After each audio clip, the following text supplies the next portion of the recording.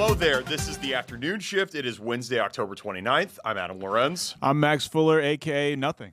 No more AKs. No more AKs. We got to get straight to the news. We got to get straight to the headline. There's no more AKs. I've been taking too long.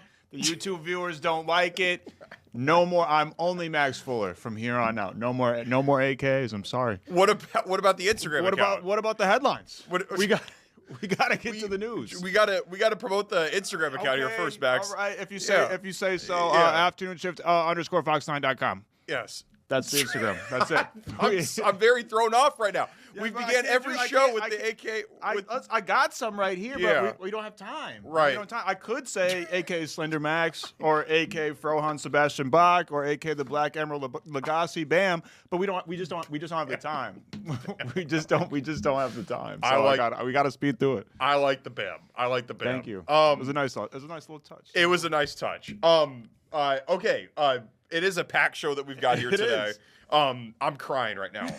Snap! There's a literal tear coming down my eye from I'm trying to keep it all in.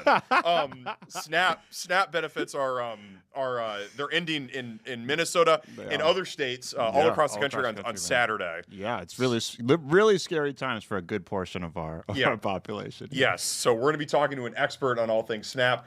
The Minneapolis Fire Department, they have an all-native firefighter crew. This is awesome. It is awesome. Yeah. And they actually work at the busiest station in the entire city of Minneapolis. Wow. Yes. So the captain, Michael Graves, and Jesse Strong, they'll be visiting us here in studio. That'll be great. That'll be awesome. Yeah, very excited about that. Ranked choice voting, our colleague Soyoung Kim, who has joined us via Zoom before, but never in studio. Debut. Her Studio 9 debut. She is an expert on all things ranked choice voting. In fact, you can watch her report later tonight after the World Series on the late news on Fox 9. She'll have a whole report on that. She'll be joining us live in studio to explain ranked choice voting. Can't wait for that because like we talked about before in previous shows, we all like to think that we know what ranked choice voting means, but maybe we don't actually know the ins and out. But Soyoung does. Soyoung does. So we'll be hearing from her.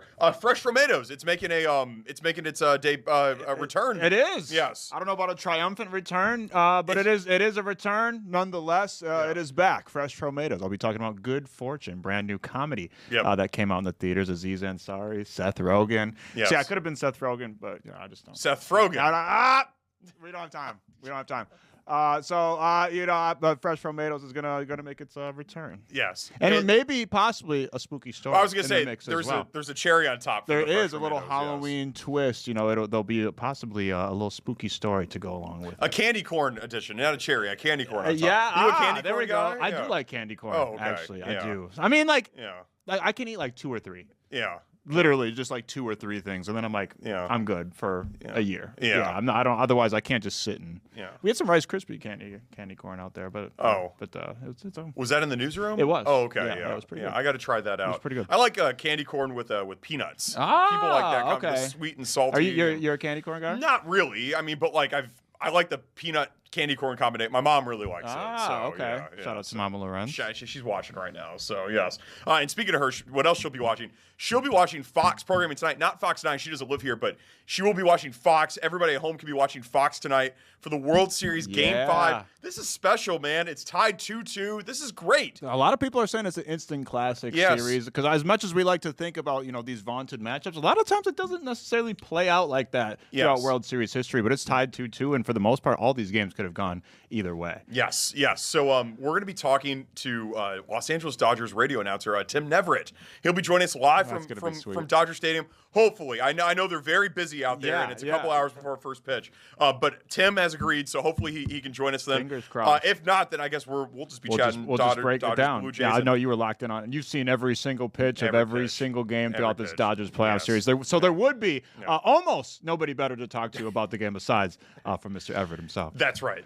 And by the way, speaking of Los Angeles, we got Los Angeles in the state of Minnesota tonight. The Lakers are in town tonight. LeBron is actually in the Twin Cities right now. He is here right now. He is. He's not playing, but he's not going to play. He's not going to touch the court. A very starless, superstarless game here, playing at the Target Center tonight. No Luka Doncic, no Anthony Edwards, no LeBron James, but still it should be some competitive basketball. And the Wolves need to get back on track here. They've looked a little lost without Anthony Edwards. Yes. So that'll be fun. That's all coming up in today's show. We got to get to headlines, like you said. This is your favorites. There's some breaking news that actually just happened. Interest rates, they got cut their lowest rate in 3 years. This is a big deal story for everybody out there. If you want to learn more, go to fox9.com. We've got plenty of coverage there. Absolutely. Yeah. We actually had one of our friends of the show, Nicole Middendorf, come on the show in the past and break down what lowering interest rates means for the average everyday person like me and you and our viewers out there. So I'm sure you can look it up. Afternoon Shift, fox9.com. You can look it up in the past, from the past, and I'm sure we'll talk about it in the future as well. Yes. So that was breaking right before we came on the air. Another thing that's happening, MSP, it's one of 19 airports where air traffic controllers hand out leaflets to travelers yesterday. No politics. They're not asking for donations. They're asking for travelers to reach out to their local legislators to try to end this government shutdown. Today is day 29 of the government shutdown. Which is almost a record, I believe. And we got to get these air traffic controllers. It's been almost a month without them getting paid. So we got to make sure that they can get paid for all the hard work and important work they've done. Again, another segment we've highlighted that I'm sure you could go back in the past and look up, but they're really integral to all of our lives. That's right. Well, hopefully the government shutdown ends and we can get all that happening. And we're going to be talking government shutdown in the next segment, of course, with the SNAP benefits and all of that kind of good stuff. So a little bit of lighter news. 2 weeks from today, Wednesday, November 12th, Krispy Kreme, they're going to open up a location in Fridley, Minnesota. No way. Yep, Krispy sure Kreme is back. I think it's been almost 2 decades. Yep, 2008 was the last one. It was in Maplewood. Wow. They're going to have that conveyor belt in Fridley. It's Look at how happening. Beautiful that is. That's right. That's artwork. That's artwork that should be stolen out of the Louvre right there. I mean, that is absolute a thing of beauty. And I know a lot of people here in the Twin Cities have been craving a Krispy Kreme. Yes. Say that 5 times fast. Craving Krispy Kreme for years and years and years now. I know people that have driven out of state just to go get them. It's an international phenomenon. I saw Krispy Kreme in grocery stores in Slovakia just a month ago. So it's an international phenomenon. We're happy to have it back here in the Twin Cities. I missed they used to have one in the Mall of America, and you could see it being made just like we just saw in that video right there. And it's just a thing of beauty. It's not frosting, it's frosting. Frosting. Nah, we don't got time for that. Right. We don't got time for your shenanigans. You know, I have a theory. I think that Paul-Millgate, who's shooting the show today, I think that he will say that this was the greatest first segment we've ever had. Paul, what are your thoughts on today's on the segment today? And welcome to the afternoon shift. Oh, thanks. It's going well. We're staying on time. We're 10 seconds out from my plan for the duration, but our next guest, Robin Manthie, is on the line for when we get back after the break and ready to chat all things SNAP and the hunger crisis that's potentially ahead for those that rely on those SNAP benefits. It's not the SNAP benefits ending is not great, but it's great to have Robin come on and break this all down for us. Absolutely, super excited to talk to her. Absolutely, I wish it was under different circumstances. Of course. More to come from the afternoon shift after this. We're going to be breaking down all things SNAP.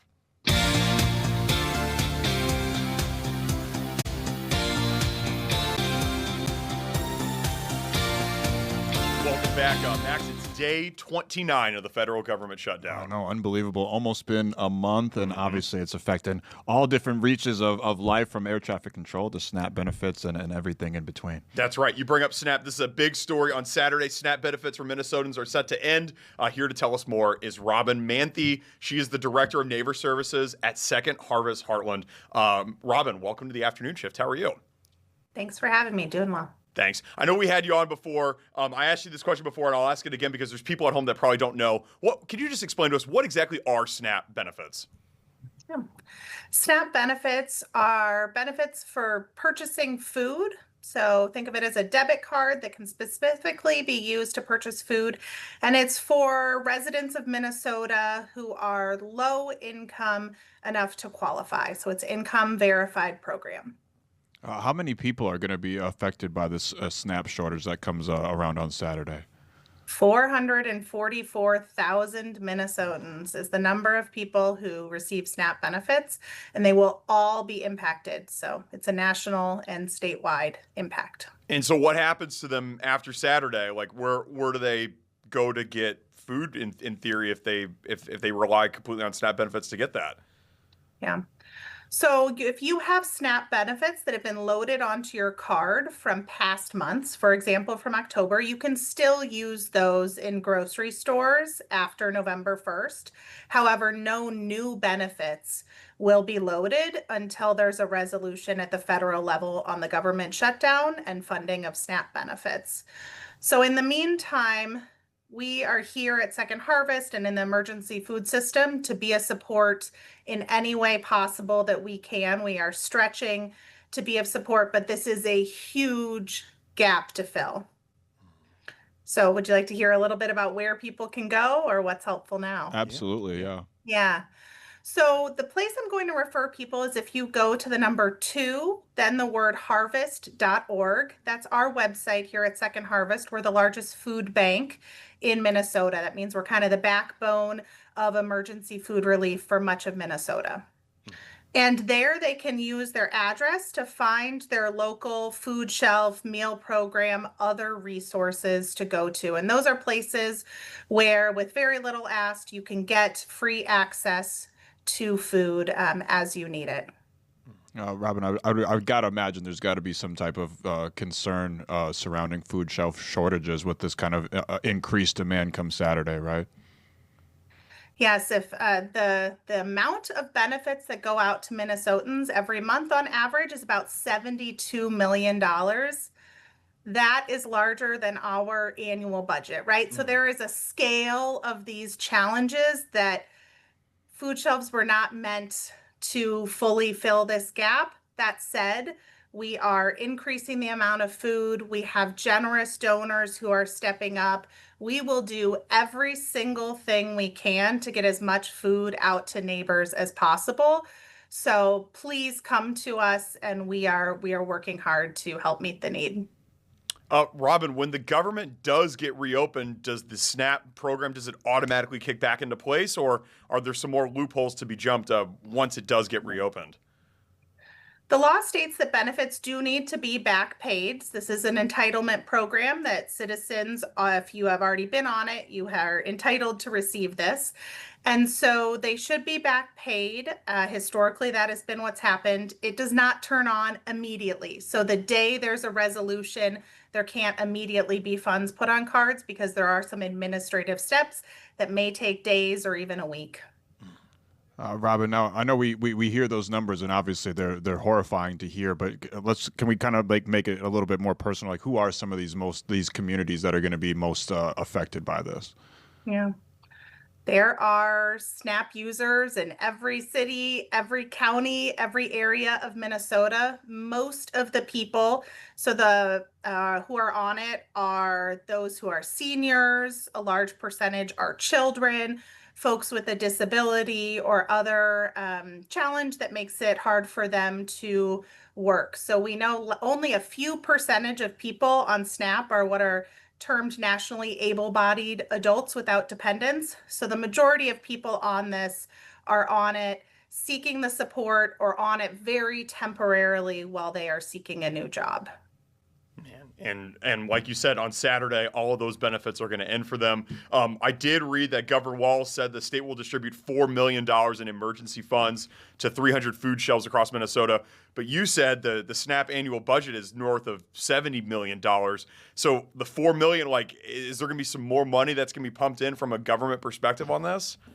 Yeah, the SNAP monthly budget is $72 million that's getting distributed to Minnesota. So you know, that is going to go far. We have purchasing power as a large entity, right, to purchase and distribute, but it will not, you know, it will run out quickly. It is a much needed boost to our system, but there will be more need than that. You know, a lot of people are going to rely on family members, peers, other social safety nets, but there is going to be a large gap that remains. Are there concerns that when SNAP does, hopefully when this government shutdown ends soon, that even when SNAP does come back, that there might be some cuts to SNAP down the line here? Well, there was a big cut to SNAP back on July 4th with HR 1, or the One Big Beautiful Bill. It was about a 20% cut to the program, and those changes are being phased in. A decent number of them are actually set to take place on November 1st. That's an increase in who is required to report work, as well as an elimination of SNAP benefits for those who are legally present, asylees and refugees. So those are cuts that are separate from the shutdown and will start impacting people as soon as SNAP is up and running. You work for Second Harvest Heartland. How exactly does Second Harvest Heartland work? Can people just show up and don't really have to provide any sort of records of, what, like how can people go there and just automatically just get food and bring it home with them? Yeah. Second Harvest Heartland is the hub. So we are, if you showed up to us, you actually couldn't get food directly at our warehouse because it is a huge warehouse that moves out, hundreds of truckloads of food a day. So we are the engine that is behind the 1,000+ food shelves across the state. And so the best thing to do is to go to our website, which I see on the screen, and find the closest distribution point or food shelf. Think of that as like the grocery store. We're more like the Walmart distribution center. And so when you show up at that food shelf, you will, depending on the type of services they provide, they might ask for your name or your address. If it is a food shelf that distributes government commodities or the TFAP program, you will self-attest that your income is less than 300% of the poverty line. They'll have information about what that is. If they are not participating in that program, there will be no income requirement. And we invite everyone and welcome you to come visit the food shelf, learn more. They're very welcoming places that can provide you nutritious food. Awesome. We really appreciate you for joining us today, Robin, and hopefully we can have you on the show again some other time under better circumstances. Yeah. I will say also on our website, we have a link to DCYF, the Department of Children, Youth, and Families, where you can find the latest updates on SNAP benefits, and that is a really reliable source. Robin Manthie, the Director of Neighbor Services at Second Harvest Heartland. Thanks. Appreciate you. Thank you. Yeah, it's a crazy time and a crazy story here. And Saturday's going to be a tough day for a lot of people. A lot of people, man, and it's tough. And like she said, there's so many different kinds of people out there that are using SNAP benefits. Until very recently, I was one of those people that was using SNAP benefits, and I cannot imagine what's going through people's heads right now. They're just kind of like that fear of how am I gonna eat for the next month. It's terrible, and it's the type of thing that maybe people don't think about when the government shut down. You get caught up in the politics and the kind of finger pointing, he said, she said type thing, but there's real people being affected by this, like the millions of people out there that are using SNAP benefits. What's your experience been like on using it? Like, how does the card work? There's probably a lot of people at home that don't know. Yeah, for sure. You apply for it. They give you based on eligibility, financial, your income and stuff like that requirements. They give you a set amount every month. You can roll it over to the next month. I would imagine most people don't have enough or not getting enough. I certainly wasn't getting enough that I was ever having any to roll over. And they give you a set amount. What I was getting, it wasn't covering my groceries, but it helps.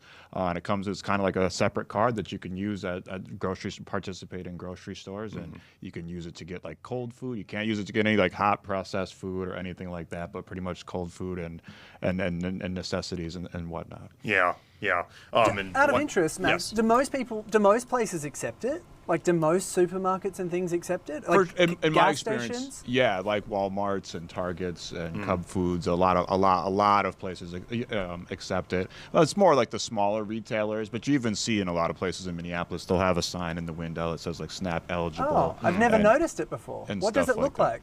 It's kind of not like a set design. Like it's kind of like on the person to put it, or on the store, on the company to put it up there. But a lot of the big places that most people are going to end up, these big retail chains like Target, like Walmart, like Cub Foods, they do accept these SNAP benefits. Yeah, and they make sure. And it's not something you could use for anything else. They're going to take the benefits away. It's like super duper strict. A lot of people, there's these false narratives about people kind of going crazy, like the supermarket sweepstakes up in there. Man, it is not like that. You're using it for the what you need, and it barely covers what you need but it helps.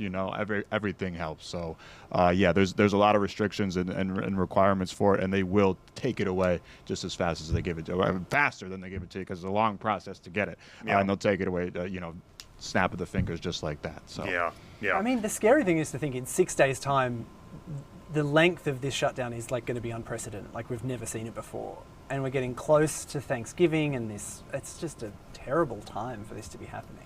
Yeah, it is terrible timing, but like Robin said, luckily I'm glad you asked it, because I was going to ask the same thing about how fast are people going to get these SNAP benefits. But so luckily, hopefully, people will be able to get them as soon as this government shutdown ends, which hopefully it could be any time between today and I guess infinity and beyond. So but hopefully it ends sooner than later. That's right. So we'll have more on this SNAP story as it continues to develop here. We're going to stick here close to home. The Minneapolis Fire Department, Captain Michael Graves and Jesse Strong, they are 2 members of the first all-indigenous fire crew, part of the MFD. And they work at the busiest firehouse in the whole city. This is awesome, and it's pretty crazy at the same time. Absolutely. Shout out to them for taking some time out, because I'm sure that they might have to leave in the middle of the segment and go fight a fire, man. They're that damn busy, so I'm super excited to get to know them. It's true.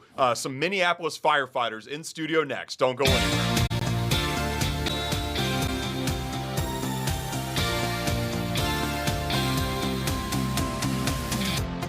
Welcome back to the afternoon shift. Max, we got some Minneapolis firefighters in the house. Absolutely. Not just any Minneapolis firefighters, members of the first all-native firefighting crew. I think in the whole country, or just in Minnesota? As far as we know, Minneapolis. I mean, we can go further on and do the research if we want, but we haven't done that yet. So we'll say the whole country. We'll say in off reservation, because I know reservations, a lot of reserves will have all-native crews, but as far as we know, big city Minneapolis, it is the first all-native crew. Hell yeah. Captain Michael Graves and Jesse Strong, we appreciate you joining us.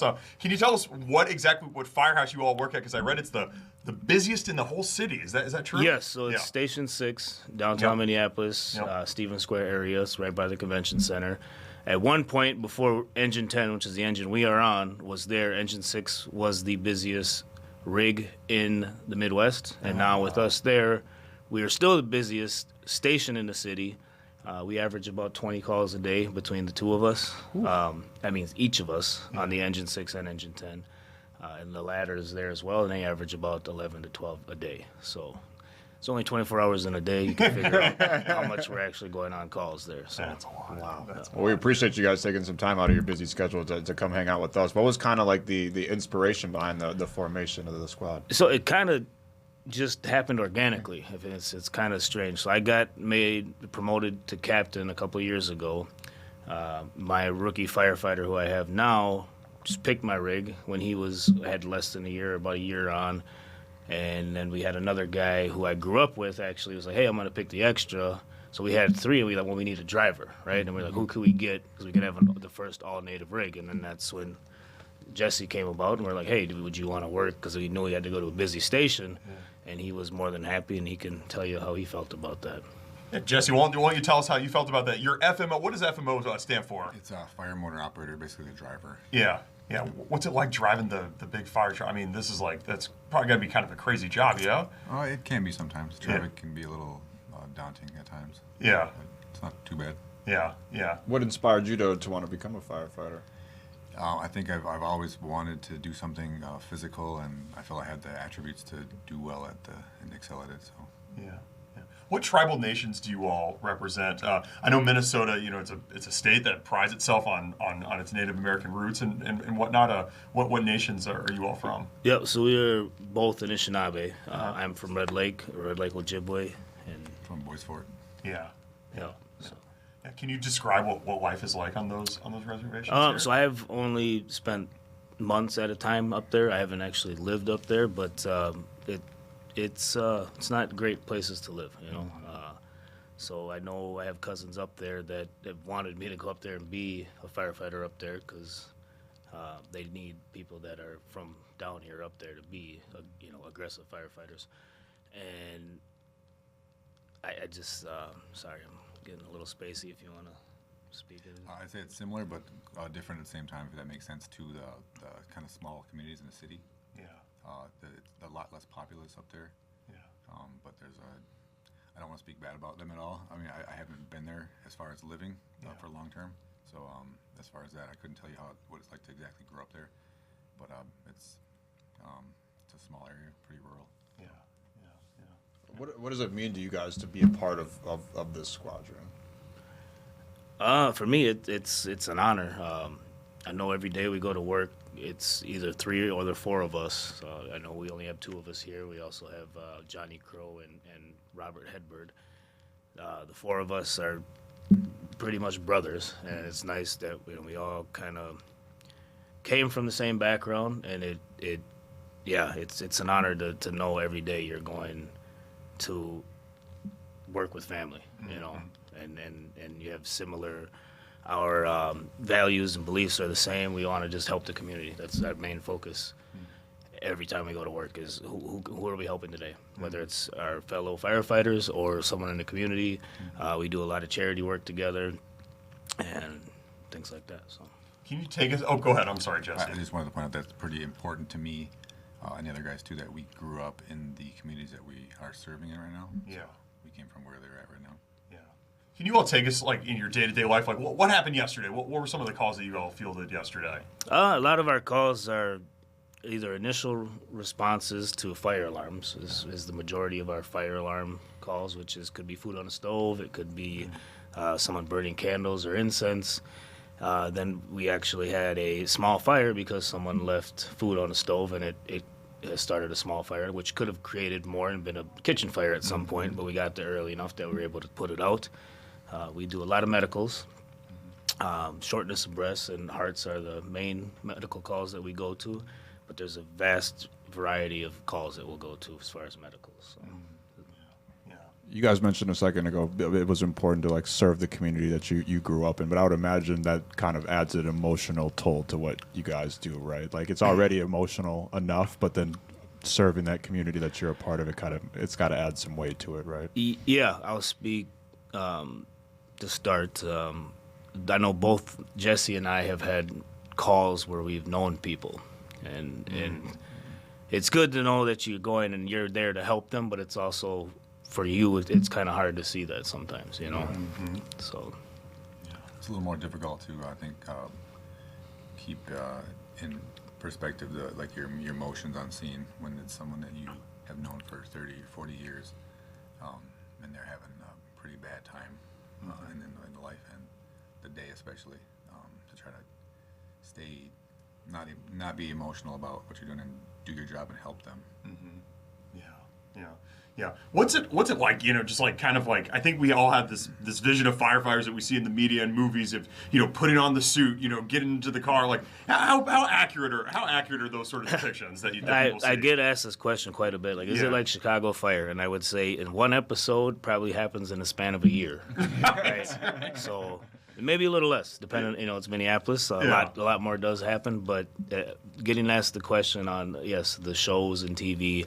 It does happen, but it's more spread out as far as all the excitement. Yes. Yeah. What's that now? We're all supermodels. You're all supermodels. Yeah. You all doing the calendar, the shirtless calendars? There has been comments and some things about is there going to be a native calendar now, and we've actually had people asking about that. So maybe there will be in the future. Got to give the people what they want, right? You got to give the people what. I saw a commercial for one of those Chicago fire shows. There was meteors and asteroids. Yeah. I'm like, all right, they're right. Cancel the show. Yeah. They're running out of stuff to do, man. At this point, they're running out of stuff to do. Yeah. What would you guys say is your? Obviously, you guys are doing really important, serious work. But what is your favorite part of the job? My favorite part is helping people and knowing that I'm there, possibly in their worst time, and I'm able to be there to help them. Mm-hmm. Right. That for me is why I became a firefighter, was to serve the community and help my community. So. Yeah, I think the same. The human aspect, the being somewhere for someone when they're really in need of something, and you're being there to comfort them and help them. Yeah, I've heard some of the meals that you guys share in some of these firehouses are pretty legendary. Some of these firefighters are really good chefs or really good cooks. Do you have anything like that over at Engine 10 Firehouse number 6? So we actually, our truck steps up and they cook every day for the 2 engines because we're so busy. Uh-huh. Trucks go on a little less run, so they've stepped up and they've taken that upon themselves that someone in the truck every day will cook. Yeah. Now, it doesn't mean that the rest of us can't cook. It's just because sometimes when they're so busy, the meal gets messed up. Right? Yeah. So that's what's great about our whole station is it's a one family. and we're all just there to help each other. So Yeah.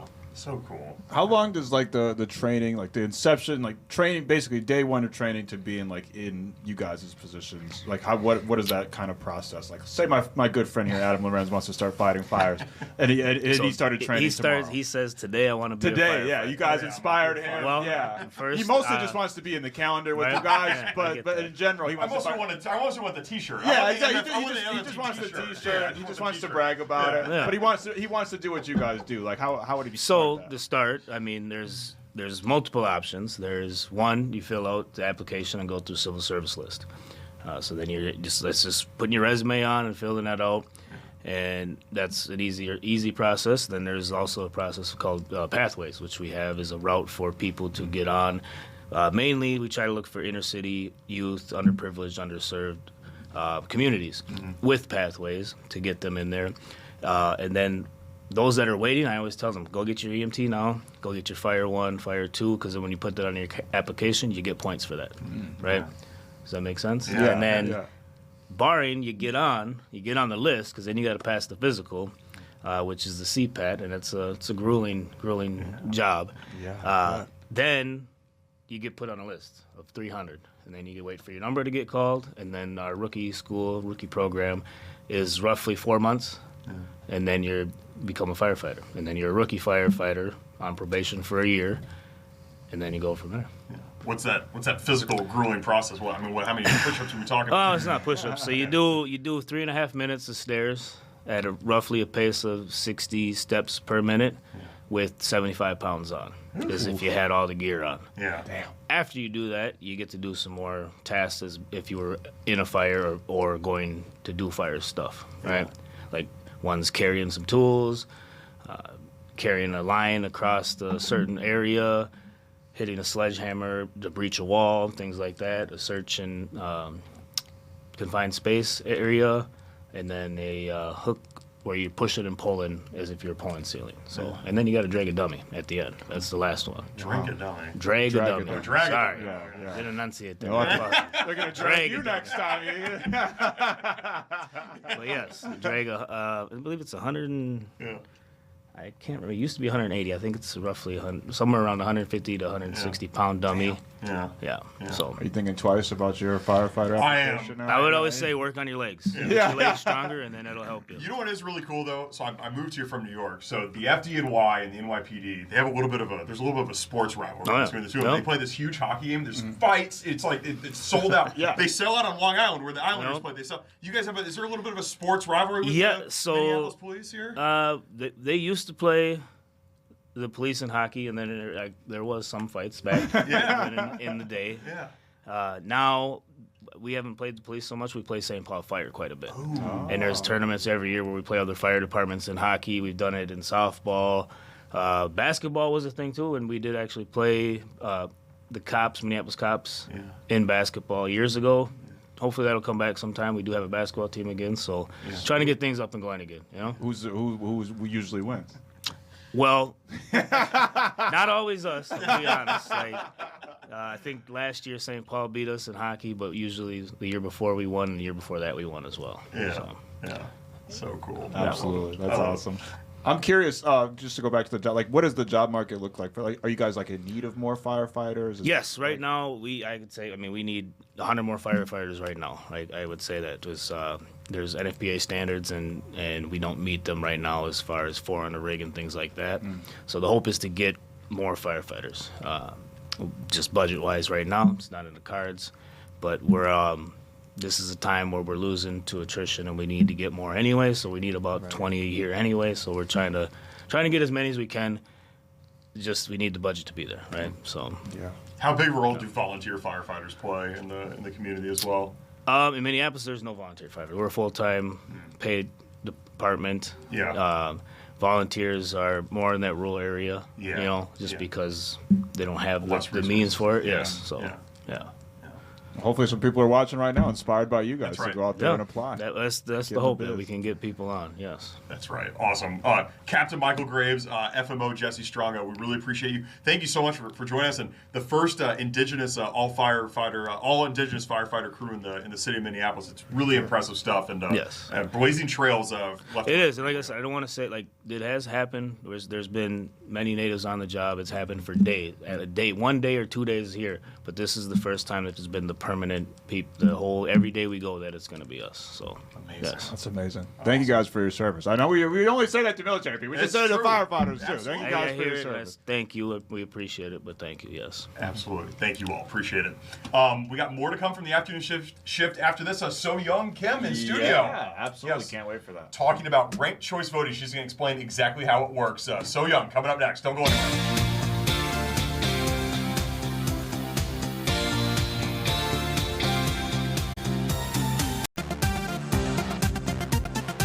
Welcome back to the afternoon shift up. Max, 6 days until Election Day. Only 6 days. I'm already ranking the afternoon shift members right now. I'm ranking all of us. I'm doing our ranked voting right now. I'm losing, by the way, on my own poll. This is unbelievable. There's only 4 candidates in this poll. I know, and somehow I'm still in last place. This is unbelievable. But you know what Max is doing? Max is ranked choice voting. Afternoon shift members right now. We do have one of our colleagues from Fox Eye here in studio with us, Soyoung Kim. She is an expert on all things ranked choice. Are you safe to call yourself an expert on ranked choice voting? I would say I'm the expert, but I've interviewed some experts and I'm working on some stories about ranked choice voting. Perfect. That's fair. That's fair. Expert adjacent. Expert Yes. adjacent. Yes. Why don't you explain to the people, Soyoung, what exactly is ranked choice voting? Which, by the way, this is in play for the Minneapolis and St. Paul mayoral races next Tuesday. Correct. Okay, so ranked choice voting, kind of the name implies, you can rank your choices. So, as we all know, a traditional voting system, you would choose typically one candidate, right, before you go to your ballot or fill it out. With ranked choice voting, you have the option, and you don't have to, right? You have the option of choosing multiple candidates, and you rank them by preference. So, in Minnesota, you already mentioned the 2 biggest cities. Minneapolis and St. Paul, they used ranked choice voting for their local elections coming up on November 4th, next week, right? We're a few days away. Can't believe it's already November. Yeah. So in Minnesota, there's 5 cities that use this at the local level for elections. Minneapolis, St. Paul, we have Bloomington, St. Louis Park, and Minnetonka. Wow. So a little bit of history for the state. Minneapolis was the first city to kind of adopt this and try this process out. They approved it in 2006. They first implemented it in 2009. Shortly followed by St. Paul, who approved it in 2009. They implemented it in their first election in 2011. And then several of those other suburban cities, the 3 I mentioned, St. Louis Park, Bloomington, and Minnetonka, have since followed suit. So basically, you can choose more than one candidate for that seat or that race, and you can rank your preferences, but you don't have to. Yes. Oh, okay. But you should. You don't have to fill it out 1 through 3 though. Can you put the same person 3 times? Okay, so the 1 through 3 too, I do want to clarify. Minneapolis, you're right. Their ranked choice voting system, you can rank up to 3 candidates, but let's say St. Paul, they let you rank up to 6. So there is a little bit of difference in terms of process and policies and what people will see on their ballot depending on where they vote. What's the incentive to rank choice? If you have one candidate that you really want, Sure. Why not just put that candidate first and then forget about all the other candidates? Just put that one first. Okay, so proponents of ranked choice voting, their argument for it is in the traditional voting system, a lot of people feel that their true preference might be, for lack of a better term, a throwaway vote, right? Because there's 2 dominant parties, and if you really align, or this the policies and agenda of a certain candidate really speaks to you, but it's not one of the 2 popular backed party candidates, then they feel like they're kind of forced to choose one of the 2 main candidates, right? Main party candidates. What ranked choice voting and the arguments for ranked choice voting does is it allows people to vote their preference, right? So they can, the person that they really want or the candidate that they really want to vote for, rank that person as number 1, and then they have other options. So it kind of widens the field is kind of the hope. Another argument for ranked choice voting is that it kind of empowers the voters, right? It gives them a little bit more of a say.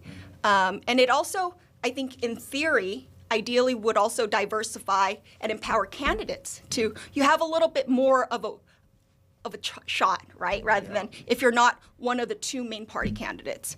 And those are the arguments for it. The arguments against it is I just spoke with David Schultz. He's one of our political analysts, but he's also actually working on a book studying these case studies of how ranked choice voting is working or whether it's not. His takeaway is, I kind of gave you what proponents and advocates are saying for ranked choice voting.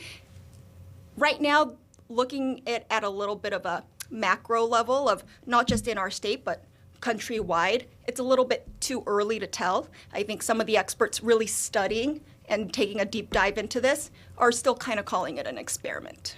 I'm curious, and maybe you might not have the answer to this, Sure. but do you think it changes campaign rhetoric? Like, do you think it makes candidates kind of want to be a little bit more buddy-buddy with each other? Like we saw in Minneapolis, they kind of formed a couple of the candidates kind of formed a pack to be like, okay, maybe it's not me, but anybody but Mayor Fry. Do you think it kind of changes campaign rhetoric a little bit? Yes and no. So, again, from what the experts have told me, one of the proponents and the arguments for ranked choice voting is it's a solution to the polarization we see, right? Long-term evidence for that still unclear, but it definitely impacts rhetoric, and we've seen that, right? So just the system and how this alternative voting system works is, say you're doing a campaign, right? And you're messaging, if you're kind of really bashing on a personal level an opponent, but then your kind of tag or final takeaway to that message, the added layer is, but if you vote for that person, choose me second, that does kind of give candidates pause to maybe take a step back, right? So I think in that way, it definitely does impact rhetoric. And kind of like you said, we've seen two people alliances before, but in the Minneapolis mayoral race, I think that's what you're referencing, there's a very clear three-person coalition challenging the incumbent Mayor Fry here in Minneapolis. So there is a strategy involved, and it does change the dialogue a little bit. Well, what is that three-person coalition here in Minneapolis that's kind of banding together against the incumbent mayor? Sure. So the incumbent mayor, Jacob Fry, is seeking, obviously, re-election. His primary challenger, Fry's words, is State Senator Omar Fateh, right? So it's State Senator Omar Fateh, and then two others, the strong candidates are Reverend Dwayne Davis, and we have Jazz Hampton, who's an attorney, also, I think, involved in business. So those three candidates, their strategy, right, and it comes into play because of the ranked choice voting system that the Minneapolis mayoral race is run on. They formed a coalition against Fry. So they're saying, please vote for me, of course, right? That's what every candidate wants as your first choice. But if not, choose one of the three of us as your next option and your next option. And in Minneapolis, you can only do three, yes. right? Yes. Yep, you can do up to three. Yeah. So, and you don't have to do three, but you can do up to three. So that's kind of a political strategy that comes into play because of ranked choice voting. See, that's why I'm in fourth. You guys, you, Paul and Grace, you formed a little pact, and that's why I'm in fourth. Max, if I had a vote in the afternoon shift land, thank you. You have my vote. Thank you. Great. I appreciate it. So we need to vote to have Soyoung be a permanent part of this. Again, no expert in anything. I can consult with my experts and get back to you. Thank you. Get back to me. Let me know what they think. Now, Soyoung, yes. you have like a visual that you're going to use to like explain this to us with your votes for who you ranked choice vote for the mayoral race, right? Like you're putting your real life votes on the. We got it. Yeah, that's exactly where we're going to base this example off of. I think that's a great way to go. But we do have a kind of a fun. Okay, it's up on our screen now. We have a fun kind of example illustrating. Theoretically, how this ranked choice voting system would play out. Okay, so what we have here is clearly Minnesota sports teams. And this is, so the first round, this is all the first round, all the first choice votes added up, right? And here we kind of see a total here. Let's kind of take a look here. Vikings, popular. followed by the Wolves, the Timberwolves, the Wild, the Twins. Okay, they got some votes, and then the Loons are trailing behind a little bit. And a little bit of context here. So how ranked choice voting works is to win, you need a majority, and that's another argument for it, right? So in a traditional sense, a lot of times at the local level, you have on off years, awful year elections, low turnout. Whoever gets the most votes, whether it's, whatever the number, wins. Right. Another argument for ranked choice voting is of the vote, the threshold is a majority to win. So people are saying it's maybe more representative, right? That's what it's designed to do of the base of the voting population and the community. So let's get back to our example here. So this is after your first choice votes are all added up. So not in this scenario, but if someone meets that majority threshold of the vote, which is 50% at +1, so at least 50%, it could theoretically end here. It doesn't need to go to multiple rounds. But in this case, we have about 31 total votes. So you would need 15 plus 1, 16. You would need over 16 or over to win, right? So no one does it in this round. So what will happen is it moves to the next round. Okay, so we're in round 2. You can see second choice, round 2. So unfortunately, the Loons, what happened here was... They were lucky to even be there. So as it moves on to the next... Where did the links come Yeah. That's right. Sorry. Paul-Millgate hates women's sports. Put it on the Oh, Lord. gosh. That's true. Why aren't the links an option? I'm sorry. Right. We weren't given that as an option. Funny. No, but Funny great how that call works. out. Right, Okay, for exactly. the Call next- out the patriarchy, Adam. The next time we do this, we'll add the links in the Aurora. Yeah. Aurora, right. Exactly. Yeah, exactly. Yeah. No Frost either. Great point. Champs. Yes. They're two-time Right. champs. The Aurora, that's- that's your favorite team. The Aurora, yes. And this is I know, all jokes aside, this is relevant because proponents for ranked choice voting say it does kind of diversify the candidate field, and that's one of the goals for it too, so a little bit relevant. Okay, so here, let's see how this plays out. So the Loons, so no one won outright in the first choice, so round 1. So now we have to move to the next round. The Loons, the candidate with the lowest votes, fewest votes, get eliminated, and it's based on complex math, but it's if you can't mathematically reach that threshold, it doesn't have to be one. There's no limit to how many people can be or candidates can be eliminated per round. So if mathematically, and all of these numbers are just illustration purposes, just letting everyone know, but say another candidate also along with the Loons couldn't reach that theoretically mathematic win, more than one candidate could have been eliminated. But in this scenario, back to our example, the Loons, unfortunately, were eliminated. So then what happens? The ballots and the voters that had the Loons as their first choice, their ballots and votes will transfer to their second choice. And then it gets added on to someone, second choice was the Timberwolves, it looks like, and the Twins. So they get transferred. And so those were people that had the Loons first. Yes. Got it. Yeah, exactly. Yeah. So their ballot and their voice is still in play, right? That's how it works. So we saw there the Timberwolves and the Twins. Some people have put those as a second choice. So then in this next round of second choice, they get added up again. That process repeats. The Twins and the Wild, unfortunately, now in this, as it moves to the next round, can't theoretically win mathematically.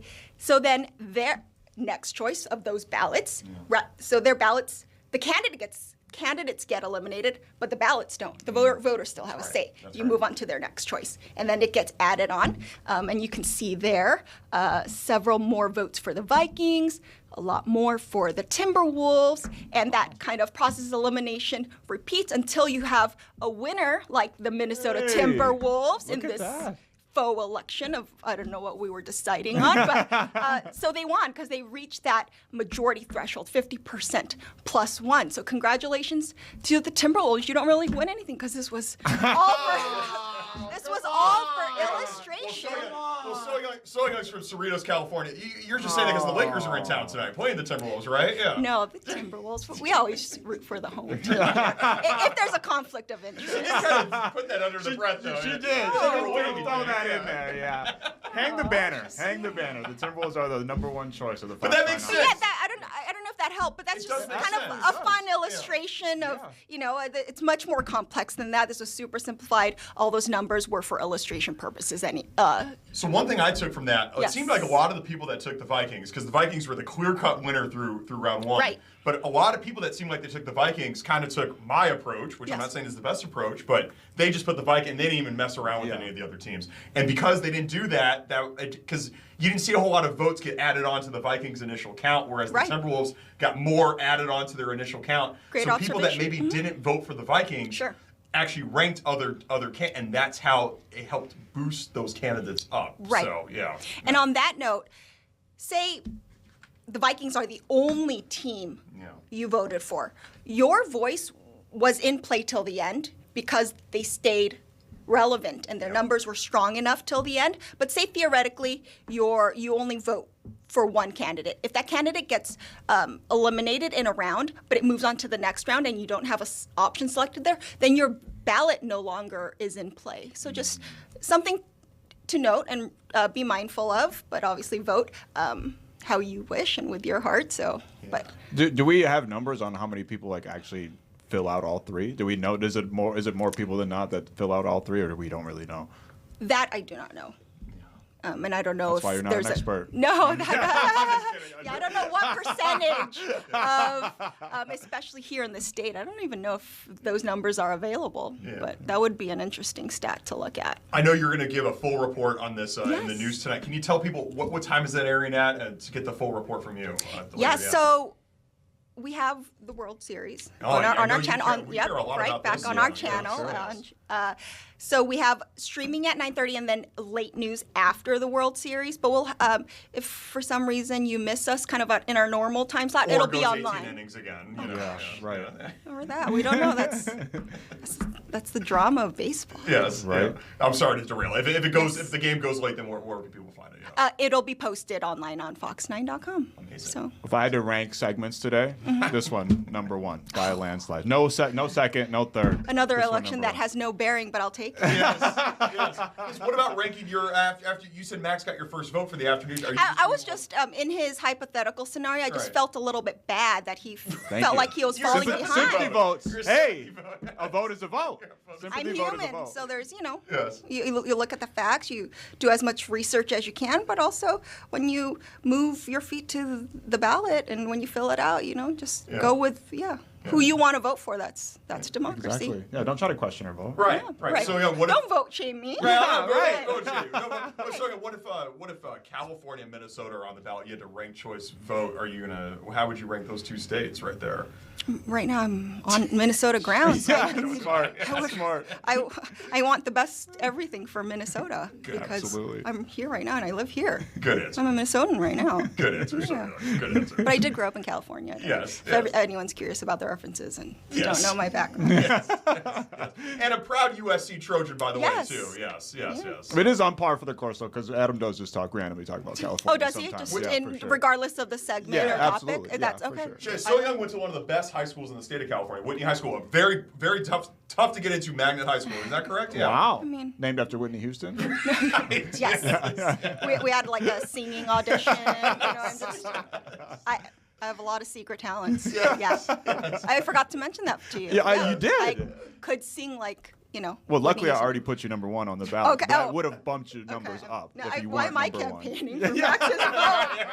No, you're just, Soyoung Kim, we'll catch you tonight on the Fox 9 News after the Yes. World Series and every night on Fox 9 Yes. as well. So Yep. we appreciate it. Come back Thanks for sometime having soon. us. This is Yeah, great. for sure. You have an Appreciate open hidden invitation. talents. Yeah. Okay. Yeah, this would be great. the yeah. non-existent ones then. Yes. I just made up.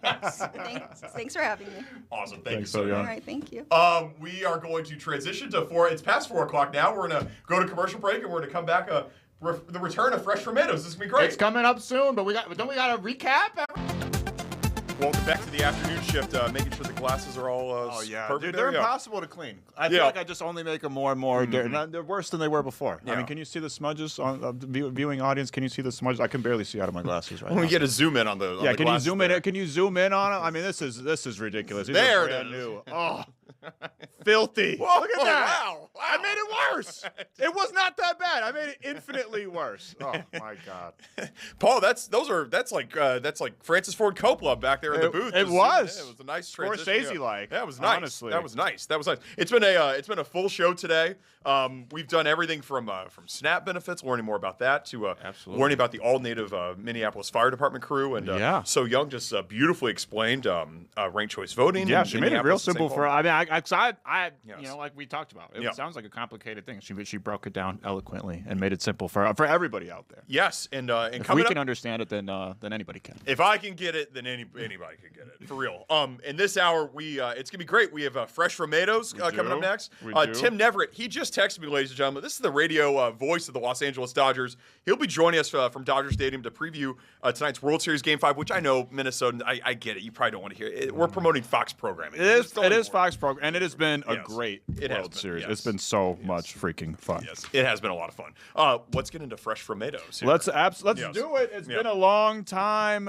Feels like it's been a long time at least, but Fresh Tomatoes is back, just like comedies are back in the theater. Adam-llorens, like Good Fortune, a brand new comedy that just hit the theaters last week. I don't think it had like a full nationwide release, but it was a release in over 2,000 different theaters, starring Aziz Ansari. Do you know who Aziz? I know Ansari? Aziz. Okay, yes. You know Aziz Ansari. Yes, Tom Haverford from Parks and Recreation is probably his most famous role, but obviously he made his name doing stand-up comedy. He's kind of been out of the spotlight. I mean, I know he was part of some controversy for a little while, but I think his name was cleared and all that, and he kind of stepped out of the spotlight, was doing a little bit more stuff behind the scenes, but he's back in a starring role, his first starring film in a really long time, and his directorial debut. I was trying to think this morning. I was like, I didn't even realize. It's like I didn't actually normally. I look into this stuff before I go see this movie. Like I actually didn't look up who directed Good Fortune. It was Aziz Ansari himself, his very first directorial debut. And let me tell you, it's a pretty dang good movie. But I'll take a step back first. Aziz Ansari's in the movie. Keanu Reeves is in the movie. Are you a Keanu Reeves guy at all? I'm trying to think of who that is. He's from The Matrix. Never seen it. You've never seen The Matrix? Nope. John Wick. No, isn't this The Matrix? Oh no, that's Star Trek. That's Star Trek. Yes. If there's any nerds in the chat on YouTube, please roast this man. I'm not a nerd. I'm not a nerd. That's a compliment. Exactly. Nerd, yes. I am. But I think Star Trek is it's uncharted territory. But yeah, he's in The Matrix. He's in John Wick. He's in Bill and Ted's famous. What is it? Bill and Ted's Adventure or something like that.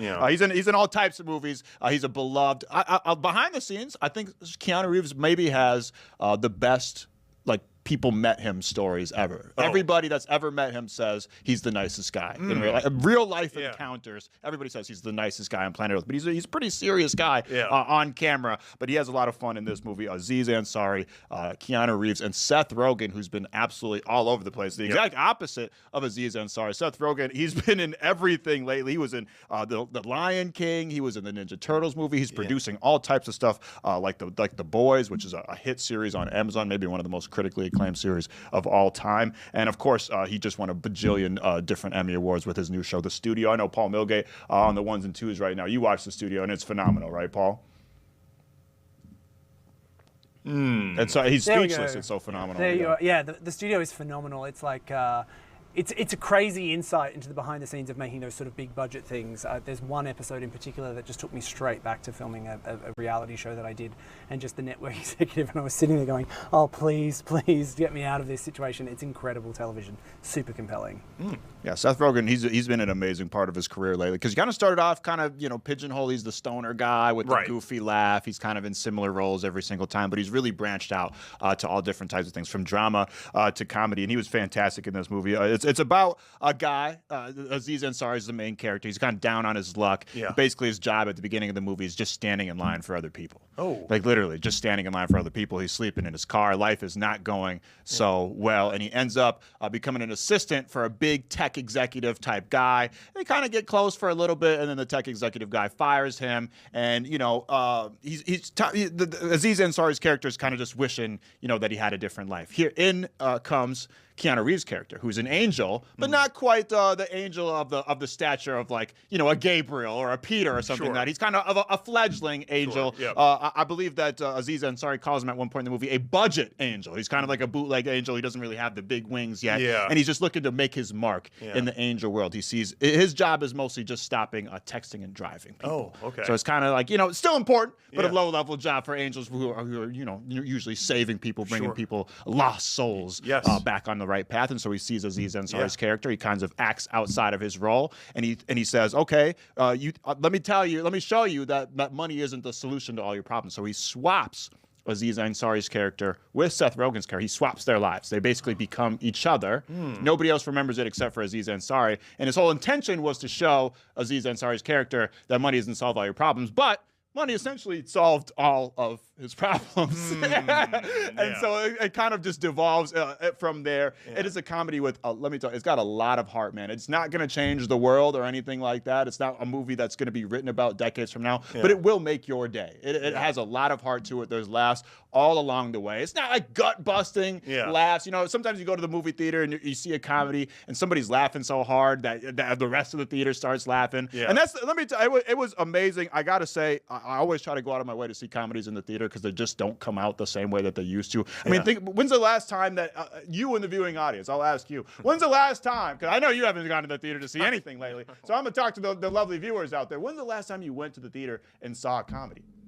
But a lot of comedy movies have shaped our lives. Most people, you ask them what their favorite movie is, their top 5 favorite movies, there's going to be a comedy in there somewhere, and it feels like they used to come out at a clip that was a lot higher than they are these days. They kind of get buried on Paramount Plus or Netflix or HBO, so you don't get to see a whole lot of comedies in the theater, and that's the best place to experience them, is a communal experience when everybody's laughing together, and this movie had the whole theater laughing throughout the whole movie. I had tears in my eyes by the end. It's very, very, very heartfelt, and it's cool to see Keanu Reeves embracing kind of a different role. I saw him on the camera, and it made me think, I don't think I've ever seen him smile before. I haven't seen every single movie of his, but he's usually a very stern, serious guy. He's smiling, he's having fun. It's cool to see him embrace a different role. And listen, Aziz Ansari, he's not a leading man in a lot of different things, but I think he showed leading man capabilities because he brought heart, he brought comedy, and he brought wit. And I just thought, in general, it's a movie with a lot to say without wagging its finger at you. It's kind of just putting its arm around you going, yeah, man, life is pretty tough for all of us right now, but let's have a laugh in the meantime. So I liked it. I'm going to go ahead and give it a full freaking fro. I'm giving it a full fro. Wow. A full afro for Good Fortune. It made me feel good on the inside. I felt like the Grinch. My tiny little Grinch heart grew 3 sizes, in size. Yeah. So I loved it. I thought it was a good movie. I was trying to think. I was like, is a full fro too much? Yeah. Is that too much of an honor to bestow upon this movie? But I couldn't think of any faults for it. It's an hour and a half, so I can't say it's too long. Yep. Can't say there was a weird dramatic turn or plot twist for plot twist's sake. No, it was just a good, heartfelt movie. I left the theater enjoying it, and the more I thought about it, I enjoyed it even more. So go see Good Fortune out in theaters right now. And listen, I mean, it kind of could use some help right now because comedy movies not doing so well at the box office, probably because of the fact that they're few and far between. But check this out. Back in 2008, comedy movies grossed over $2 billion at the domestic box office. And granted, there was stuff like Austin Powers. Yeah. I think one of the Shreks came out around that time. But $2 billion at the box office. That's serious cash right there. Even as recently as 2013, it was still viable enough to get over $1.5 billion in North America alone. This year, it's not even at half $1 billion a comedy's gross if you take out some of these animated movies from these big franchises and whatnot, like Kung Fu Panda and stuff like that. So it's hurting. Yeah. I don't know why these comedy movies aren't drawing at the theater. I just think in general people tend to go to the theater for the more like Avengers kind of stuff, big summer blockbustery kind of stuff like that. Movies that have a lot of buzz. And this movie kind of just showed up. It didn't have a lot of buzz unless you were at the movie theater and you saw a friggin' preview for it a million times, like I did. I was so sick of it, but I was ready to see the movie, and it ended up living up to the hype. But yeah, the comedy's not doing so well at the theater this year. But let's hope they can make a turnaround, because I want to see more comedies at the theater. We all need to laugh a little bit more. It's hard times out there. This movie kind of reminds me of one of my favorite Christmas films. It's a Wonderful Life. Does it? Oh with yeah. Andrew Dice comes back and shows the character, what it's like if he wishes he was never born. Right. He kind of like shows him the other side, and it kind of has a little bit of a similar feel to that. For sure. And that's what I'm saying. It's like it's not a movie that's gonna change the world. It's obviously derivative in a lot of different ways. But it is a movie that's going to make your day, make you smile, and it feel like a little sunshine in a dark movie theater. A Wonderful Life. That's one of your favorite movies. Jimmy huh? Stewart. Yeah. Great actor. And that's one of like the bank and stuff like that, yes, right? Yes, yeah. I've seen that movie. It's a great film, and I'm trying to remember some of the characters' names in it, but it's a really great Christmas time film. It's just it really kind of warms the heart. And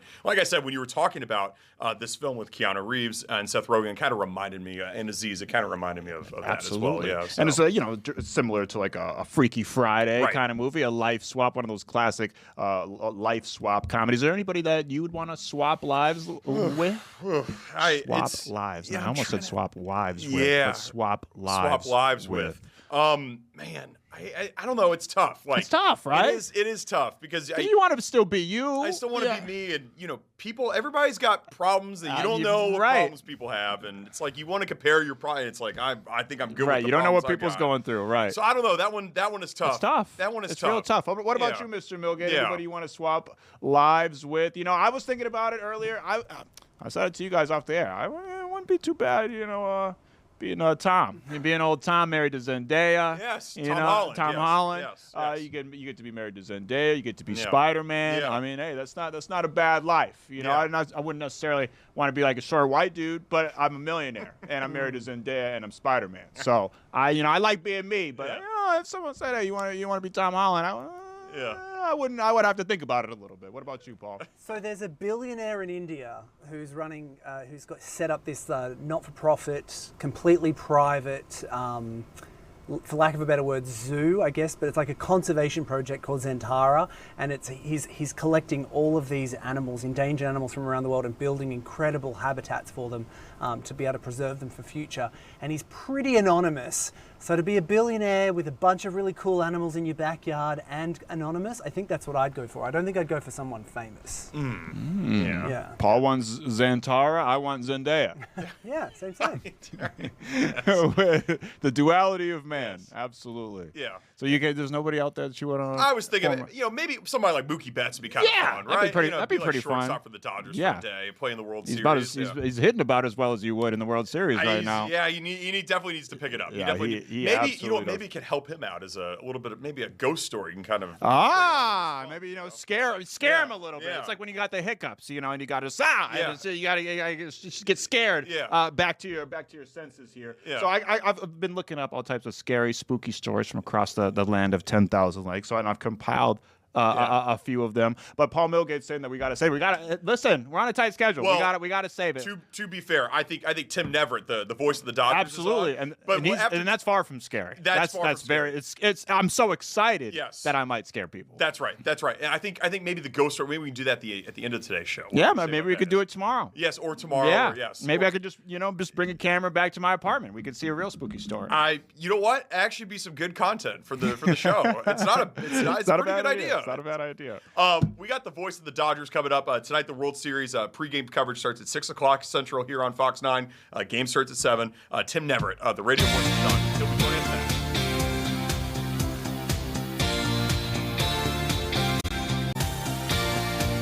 Welcome back to the afternoon shift. It is a pivotal night here on Fox 9. The World Series moving to Game 5. Dodgers, Blue Jays tied up at 2-2. Coverage begins at 6:00 with the pregame show, and then game at 7. It's going to be a very exciting match. Cannot wait. And I'm no expert, but I got expert analysis here. I was on Twitter earlier, and Irvin Magic Johnson, part owner of the Dodgers, minority owner. Yeah. He had this analysis to say. What a brilliant breakdown. Let me give this to you. Yeah. With the series being tied 2-2, Game 5 is very important. Whichever team wins takes control of the series. I mean, it was great analysis. That's incredible. Great. Listen, I'm super happy that we got Tim. Do we even need him? I mean, Magic Johnson just he put it all right there in a simple 2 sentences. Yes. Let's bring in one of the voices of the Dodgers, Tim Neverett, into the show here to give a Game 5 preview. Timmy, what did you make of that preview there by Magic? Well, I don't know about that, but I do know if you score one more run than the other team, you're going to win. Yeah, I mean, the odd-numbered games. I know what he means. It sounds kind of funny, but I know what he means by that, especially a guy like Magic who's been through, a series like this himself. When you get into the odd-numbered games 3, Game 5, obviously Game 7, they're the most pivotal. But yeah, you take a 3-2 lead heading back to Toronto. You're going to have control of the series. And whoever wins tonight, you get 2 to make 1. And whoever loses tonight, you have to win out or it's over. That's right. Let's get into tonight because we don't have to talk about last night, Tim. We all know what happened last night. We got to turn the page ahead to tonight. Blake Snell, Trey Savage. What do you expect out of Blake Snell tonight? I know he had one bad inning on Friday in Game 1. It was the bottom of that 6. There was 9 runs that were given up. Not all attributed to him, of course, but it was just that one bad inning. Blake Snell, he's been locked down this whole postseason. You expecting something better out of him tonight? Yeah, I think so. I mean, the first inning kind of set the tone for the way his outing would go. He had 29 pitches in the first inning. They fouled off, I don't know, they fouled off like 20-something pitches against him, 11 of them with 2 strikes, and he threw 100 pitches in the game. So, more than a quarter of the pitches he threw in the entire game through 5 innings were in the first inning. That is the strategy for Toronto. Now, Blake's going to try to get that changeup going again, get some swings and misses. He didn't have as good changeup like he had the previous start. But, I mean, his changeup's still really good. It just wasn't as good as it was the previous start when he went 8 innings and got a win. But I think that for him, if he can have a pretty clean first inning, I think that'll set the tone for him for the rest of the game. I know Adam doesn't want to relive last night, but I do want to just briefly go back to last night. What went wrong for the Dodgers, and what's one thing from last night that they got to change if they want to win tonight? Well, what went wrong really is the offense hasn't been keeping up with the pitching. I mean, Shohei pitched well enough. He made one mistake, left that curveball up to Vladimir Guerrero, who hasn't hit a high breaking ball out of the ballpark since July of 2023. So I guess he was due. But it was a bad pitch that he'd like to get back, and that was a score-flipping home run. It was 1-0 at the time, and it was 2-1 after the home run. But other than that, the Dodgers, had some traffic on the bases, but just couldn't get a hit, couldn't get a key hit. And, sometimes that happens in the game. You see it all the time. Tonight, they're changing the lineup. It's going to be a little bit different looking lineup. Mookie Betts is going to get moved out of the second spot. He's going to hit third. Andy Pages is going to be on the bench, and Alex Call is going to hit ninth. Will Smith is going to be moved into the 2 spot behind Ohtani.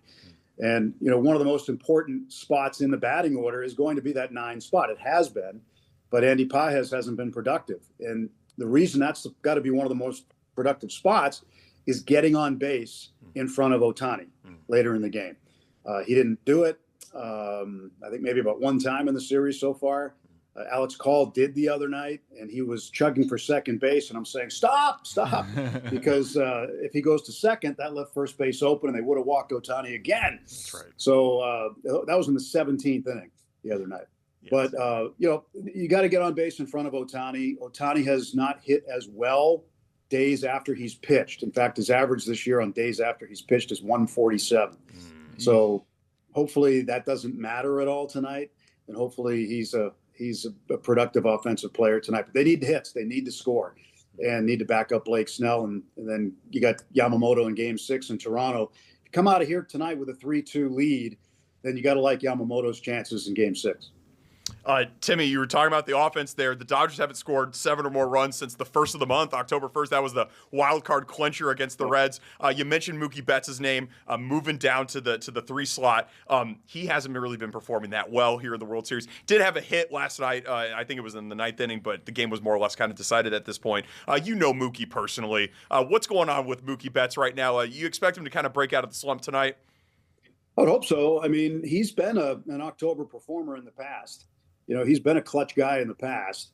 I know he's got no problem moving out of the 2 spot. I know Dave Roberts mentioned that earlier today, that he talked to him about moving down to the 3rd spot, which is where he hit earlier in his career in Boston. They had him in the 3 spot before Alex Cora took over as the manager there and moved him immediately to the leadoff spot. And he was in the leadoff spot for the Dodgers before Shohei Ohtani arrived. But hitting 2, 3, he doesn't care. He's going to get his opportunities. And I think that, it's like I said, it's baseball. Anything can happen. He's one at bat closer to getting out of that slump, I think, is an old baseball analogy. But yeah, I expect him to hit the ball tonight. I expect him to be productive, as does he. Tim, say the Dodgers can pull this thing off and win another championship. I'm curious, you're obviously integral to the radio broadcast. How far in advance, do you have like a call ready to go, or is that something that you make in the moment? No, you make it in the moment. That's my philosophy anyway. Others don't. I've even heard of people putting it on a script ahead of time, which I don't do that. I wouldn't do that. I think that the emotion of the game in the moment is too important. And if you have any kind of experience, and at our level we do, you just let it rip. What you see is, just let it go. So, I don't think about that stuff ahead of time. You just kind of call it as it is. And if people like it, they do. If they don't, they don't. But, just make sure you get the score right. That's what I always say. It's funny, to that point about the Dodgers winning a title. The Dodgers, in their whole franchise illustrious history, going back to Brooklyn and everything, they've only won 1 title on home turf, and they're not going to get to do that this year. It may have been 1965 against the Twins. Maybe Tim knows the answer. It was not 65. What year was it, Tim? 63. 63. Okay, the year my mom was born. 2 years before that. But does it pain the team to not get to do it this year on home turf? I mean, I think they had everything kind of set up. It's been unspoken. The biggest non-secret out there is that Clayton Kershaw is going to hopefully have a chance to close it out if the score is going to allow itself. And now that opportunity is gone. Do you think that changes anything? Because I do think that was sort of the mission of the team this year, right? Try to close this one out on home turf. Give Clayton Kershaw the chance to have his final curtain call at home, right? Yeah, I mean, it's always good if you can win it at home. I mean, the people who like that are the front office people, the people who sell tickets, the people. I mean, everybody wants to see them win it on the home turf. I get that, but when you're in the middle of it, it doesn't matter. You could be in a parking lot. You just want to win, and that's what happened last year. They won in Game 5 at Yankee Stadium. If they win this year, it's either going to be 6 or 7 in Toronto. But the thing about Kershaw to keep in mind is that, he's not going to be put in there just for old time's sake. Yeah. It's going to be a serious situation if he's going to be able to help the club. Like the other night in that marathon game, they had to use him. They had to get him in there in a really high leverage situation, and he got the out with the bases loaded. But I think all of us would like to see it, even if it's in Toronto. Doesn't matter. Like, let's say they get a 6-1, 7-1 lead. It's game 6 or 7 or whatever it is. And you got a chance to bring him on to get 3 outs. I think maybe you think about it if you're the manager. But at the same time, you're going to do what you have to do to step on the neck and then close the door. You've got to win the games rather than be, sentimental. But whether the other night was the last time we'll see him pitch in a game, we don't know yet. There's still, 3 games to go. Hearing, as a Minnesota sports fan, hearing the word pain come out of a Dodgers fan mouth, that's just, I had to hold in the vomit for a second. Now, Tim, I tell you, Alex, I tell people this too, how fortunate Dodger fans are. I mean, there are teams that would just love to be in the Dodgers position. But the Dodgers are so committed every year to winning, and fans expect the winning. And usually when they go to Dodger Stadium, they see them winning. So it's a league of 30 teams, and not everybody can win every year. That's the thing. But the Dodgers try their best to do that. But the fans here are pretty fortunate that they've got an ownership group that wants nothing but a World Series win every single year, and they put their money where their mouth is. Yeah, I'm super envious. Coming from a fan of a team that the ownership group wouldn't care if they played on the moon as long as people bought tickets to go see the game. Now, we've mentioned some of the stars, like obviously that everybody knows, the guys on the marquee, Shohei Ohtani, Mookie Betts, Vlad Guerrero Jr. Who's been some of the unsung heroes of this Dodgers World Series run, do you think, so far? Well, I mean, the most unsung guy was Will Klein the other night, the pitcher that we picked up after he was DFA'd from Seattle earlier in the season. 4 unbelievable innings. Justin Robleski had a good night, 2 out of the bullpen. So I think, guys like that offensively, Tommy Edman's been okay at times. He did make the error the other night, but I think the 2 other plays that he made up for that error. He made some, a spectacular relay throw to get a guy at the plate, and then, didn't give up on a ball off Freddie Freeman's glove in short right field, picked it up through to third and got the runner there. A lot of players would have just given up and said, I'm just going to field the ball, look around, make sure no one else is moving. But he picked it up and fired a strike to third, and Muncy made the tag. Edman's one of those players that, he can do a lot. But I think he's been one of those unsung guys. And I think the defense of Mookie Betts has been really good. He had a bad throw the other night, but it was kind of a weird off-balance throw. He had to come way across second base, and it was in an odd area for him. But other than that, he's been very good defensively. I think Max Muncy's been very good defensively too. So a lot of people don't look at Max and go, "Oh, there's a Gold Glove guy," but he's been playing at that level defensively during the postseason. I love Max Muncy. He's probably one of my favorite guys on the team.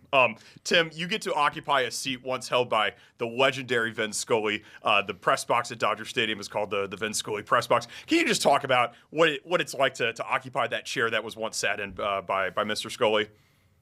I'll tell you, the first year I was with the Dodgers, and the first time I did TV at Dodger Stadium, sitting in that seat with that point of view. And I don't know if it was the same chair or not, but it was in that same point of view where Vin sat. And I took a moment one night, or that night, and felt like I needed to pinch myself. And I was asking, how did I get here? I mean, this is crazy. And there's just, we still have to respect.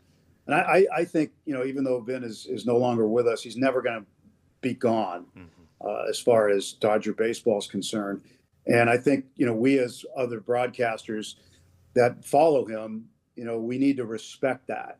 I think we need to try to keep up with his level somehow, not be him. You can't be him. In fact, his advice to Joe Davis when Joe took over was just go out there and be yourself. And I got some similar words from Vin too, but it's like, you can't be somebody you're not. Just go out and do it. But also you've got to respect who came before you.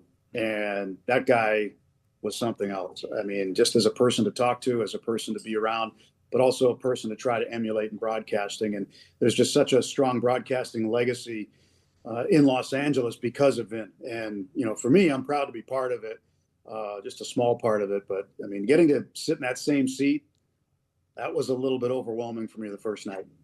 I can't even imagine that had to have been surreal for you. And, just in general, like you said, kind of trying to make your own imprint, trying to do something different as things change along the way, along the years. And baseball is a sport that for a long time was a certain way and has kind of been in flux over the last couple decades or so. Just I'm curious from your point of view, how has your broadcasting job kind of changed and evolved along with the sport itself? It's evolved because of the technology, I think, more than anything. And fortunately for me, I get to do pretty much all of the spring training games. Rick Monday and I do all the games in Arizona, the games that, not as many people tune in for, 1 o'clock on a Wednesday afternoon when they're playing a split squad with the Cubs or something. I'm there. I was going to say, this guy right next to me, he's listening for sure. But we get the opportunity to test things out. So last year, Rick and I were the first ones to test the new ABS system that you'll see next year, the automatic ball strike system. And we did that in spring training, but we were the first TV broadcasters to use that. We were also the first TV broadcasters a couple of years ago to test out the pitch clock and how that was going to work on both TV and radio. And it was very, from our standpoint, it was very, very noticeable how quick the game moved and how we had to change how we prepared some things and how we delivered certain stories. You couldn't just get into a deep story like you might want to do from time to time. Now you've got a pitch clock to deal with too. So does the pitcher and the hitter. So you have to be really succinct. And, there's a kind of an unwritten rule with 2 outs and 2 strikes, never start a story, right? You can't do it because you're going to be in a commercial and say, oh, we'll finish that when we come back. And nobody likes that, especially me. because you have an opportunity to forget what you were talking about. You move on to something else. You never tell the story. But I think technology's had a lot to do with the way that we've evolved as broadcasters in involving replay. I mean, I remember pre-replay, then I remember when it came in just for boundary calls.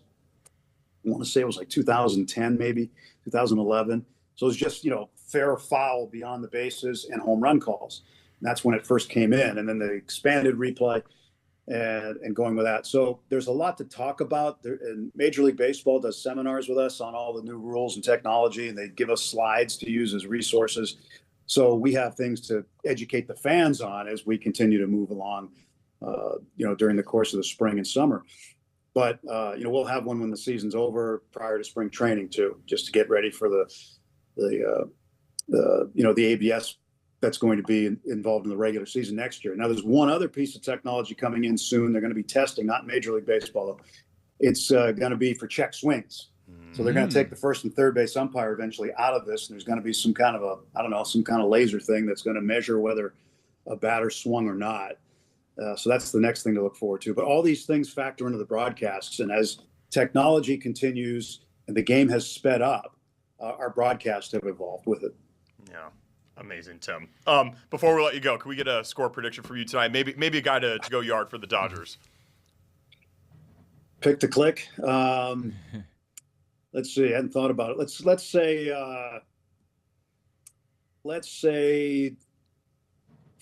5-2 Dodgers, and Mookie gets out of his slump with a ball into the left field pavilion. There we go. I love it. Tim Neverett, the voice of the Dodgers. Tim, enjoy the game tonight. We appreciate your time very much. All right. Great to be with you guys. Appreciate it. Thanks. Thanks, Tim. Thanks. That was great. That's was awesome. Great. Yes, yeah. That had to have been pretty surreal yeah, for you, it was right? amazing. Yeah. Just to hear that voice, you hear it so often on the MLB app and the radio, and then to actually see it right in front of you and have it on the show. Was really special cool. to have it on Game 5 of the World Series. Yeah, no less. That's too. incredible. So, incredible get by you. Do you have like a call off the top of your head? Like, do you have like a signature call of Tim's? Do you have like a home run kind of call? I don't know if it's so much Tim, but Vince Scully would begin every broadcast with, "It's time for Dodger baseball," and you get in, you go, "Hi everybody, and a very pleasant good afternoon to you wherever you may be," and that's how he would start every broadcast. And I think for any Dodger fan that's out there, those words are kind of living with them. And since Scully passed, the Dodgers have a tradition. They have somebody say it's time for Dodger baseball. Instead of play ball, they do that there. That's awesome. Yeah, it's kind of like we have the Let's Play Hockey thing for the Minnesota Wild. You guys do that before the? Oh, is that a thing for the Wild? Yeah, okay. similar level of stature of tradition. Certainly similar level of stature. But I do love that the Dodgers keep their lore and the story of the team, the history of the team alive, because that's really important. Because a lot of these guys sometimes they fall by the wayside, no matter how legendary they are. But that's not happened with the Dodgers and Vince Scully. Yes, and I loved Tim there. It was basically a backhanded way for all the people, the naysayers, for all this is the best team money can buy. He kind of laid it out without in a true professional's way of saying, "Hey, we want to win. Sorry that you're losers." Right. So hey, listen, it'd be great to see Dodgers Twins next year in the World Series. I would sign up for that. I would sign up for the Twins versus anybody in the freaking World Series. Yes. My God, just make it there, please. Yeah. The Dodgers are actually coming to Minnesota next June. It's a weekday series, but we should go to one of those games. Absolutely, I would love to. Yeah, I'll definitely be there. More to come from the afternoon shift after this.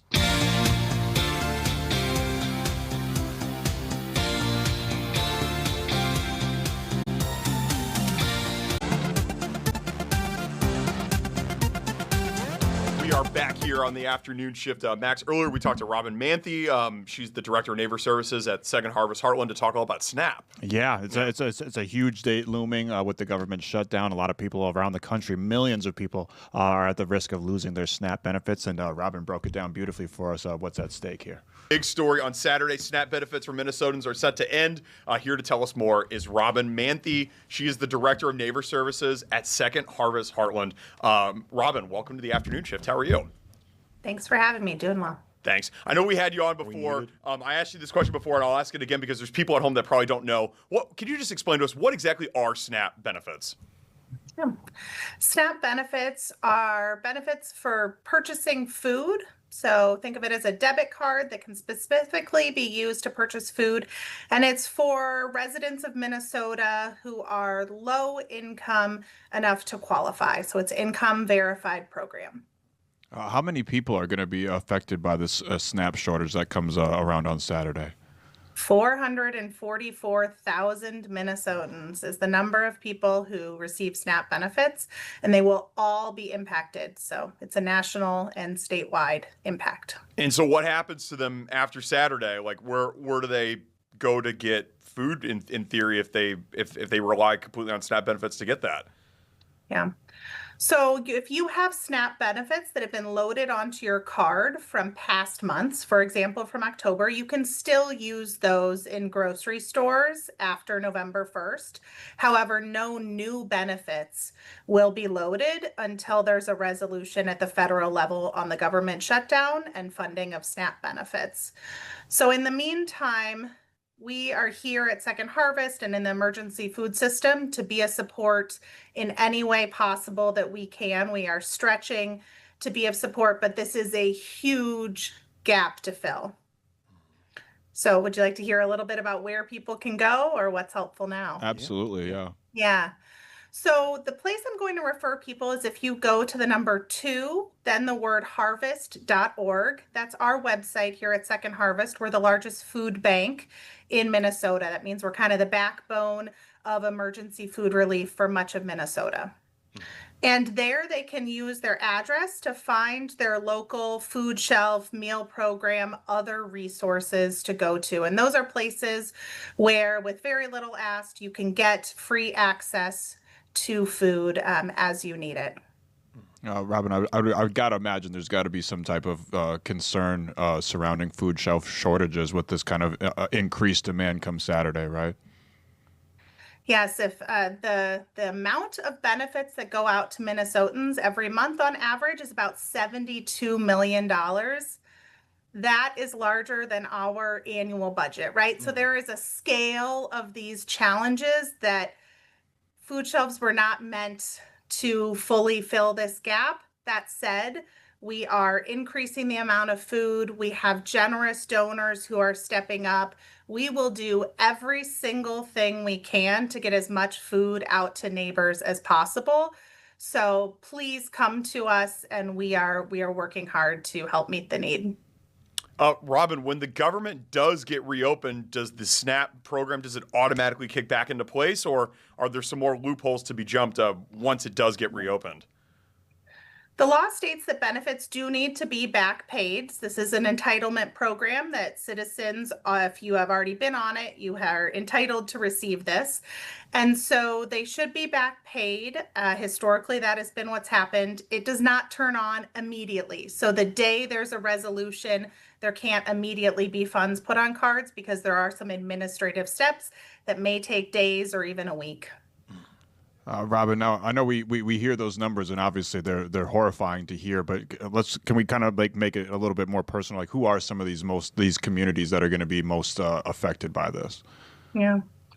There are SNAP users in every city, every county, every area of Minnesota. Most of the people, so the who are on it are those who are seniors. A large percentage are children, folks with a disability or other challenge that makes it hard for them to work. So we know only a few percentage of people on SNAP are what are termed nationally able-bodied adults without dependents. So the majority of people on this are on it seeking the support or on it very temporarily while they are seeking a new job. And like you said, on Saturday, all of those benefits are going to end for them. I did read that Governor Walz said the state will distribute $4 million in emergency funds to 300 food shelves across Minnesota.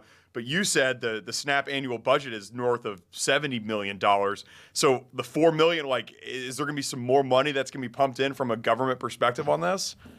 Yeah, the SNAP monthly budget is $72 million that's getting distributed to Minnesota. So You know, that is going to go far. We have purchasing power as a large entity, right, to purchase and distribute, but it will not, you know, it will run out quickly. It is a much needed boost to our system, but there will be more need than that. You know, a lot of people are going to rely on family members, peers, other social safety nets, but there is going to be a large gap that remains. Are there concerns that when SNAP does, hopefully when this government shutdown ends soon, that even when SNAP does come back, that there might be some cuts to SNAP down the line here? Well, there was a big cut to SNAP back on July 4th with HR 1, or the One Big Beautiful Bill.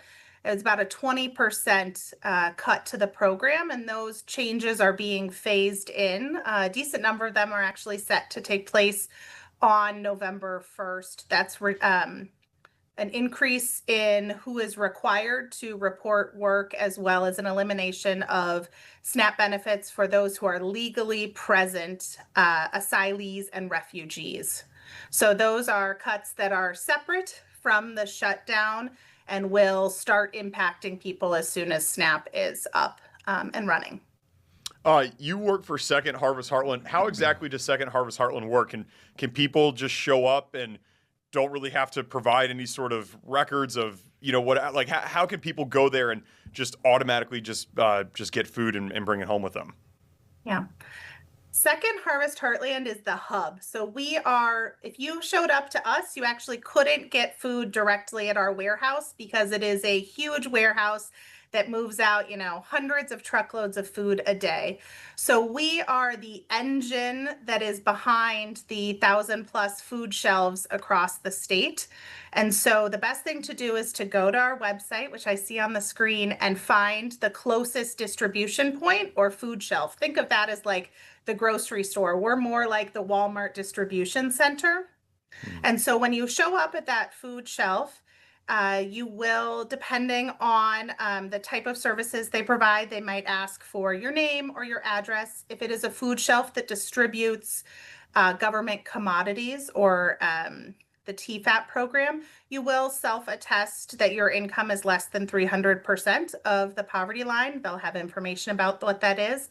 If they are not participating in that program, there will be no income requirement. And we invite everyone and welcome you to come visit the food shelf, learn more. They're very welcoming places that can provide you nutritious food.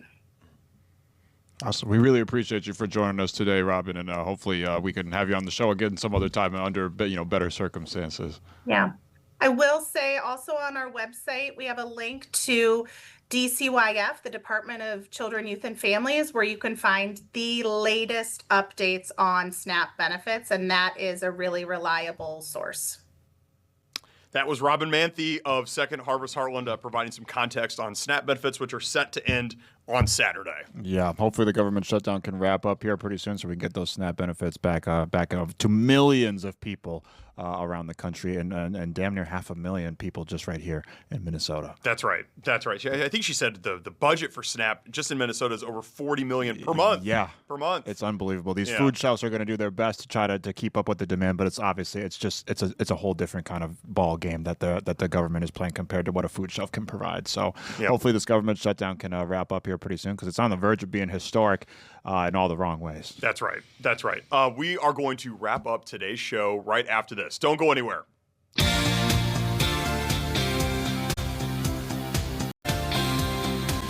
Welcome back to the afternoon shift. Max, it's been a full episode we've had here today. It has, from voting Yes. to Vin Scully. Yes. From ranked choice Yes. to the Dodgers voice. Die. From benefits to baseball, we've covered it all here on the afternoon shift today. Yes, and from Snap to Soyoung as well. Exactly. Yeah, I'm okay. trying to get all it all in the mix here. Yeah, I like that. Yeah, I like yeah. that. Soyoung was brilliant. She was brilliant. Obviously, Robin was brilliant. Yes. You got Tim. Tim Neverett. Had to have been a surreal moment for It was you awesome. as growing up a Dodgers fan. awesome. So that Yes. was really cool. It was Yes. it was cool for me. I'm Yes. not even a Dodgers fan. Yes. But it was very cool, and it was nice of Tim to take some time out of his World Series schedule to join us on the afternoon shift today. Yep, and everybody, you can watch the World Series right here on Fox 9, beginning at the game starts at 7, but you really want to promote 6 o'clock because you can see Timberwolves co-owner Alex Rodriguez. On the Yeah, pregame that's show, right. yes. And I saw him. He actually handed out Yeah, I some saw of the that. That old was nice. school That was cool. trees jerseys That was to the cool. set.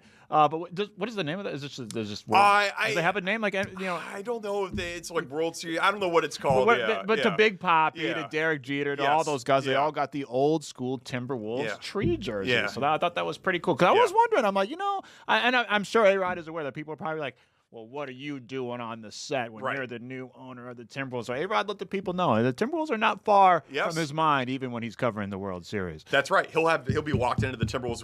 Are hosting the Lakers tonight. Yeah, as well, so a little bit of it LA should love, be fun. Not necessarily a star-studded affair, No. like we mentioned before. No LeBron James, no Luka Doncic for the Lakers, no Anthony Edwards for the Minnesota Timberwolves. He's probably out at least for another week and a half or so. But it's still a good chance for the Timberwolves to bat. Because listen, we're down 1 star. They're down 2 stars. So I think we got the advantage already. Timberwolves looking for a chance to bounce back because they need it. Not just it's early in the season, so they need it. It's 82 games or anything like that. But it just kind of seems like the vibes on the team are not doing the best. I saw some of those locker room interviews. This is not the cohesive, connected Timberwolves unit. Where maybe we're seeing with the removal of Anthony Edwards, maybe everything starts to crumble a little bit there. But it doesn't seem like as cohesive. The vibes are not as high as we would like them to be. So this is not a big game, but an important game early in the season. No doubt. Quickly, maybe the Instagram account one more time, which has now surpassed 200 followers. Past 200 followers. We're well on the way to being viral. Lionel Messi, watch out. You and your 100 million followers were right on your butt. Afternoon shift _ Fox 9. You can see all the we got stuff before the show. We got stuff during the show. I just saw some of those already posted. Oh, we're in the middle of the show. Some of those already posted. Were you involved in it? I wasn't involved. I don't think I was involved.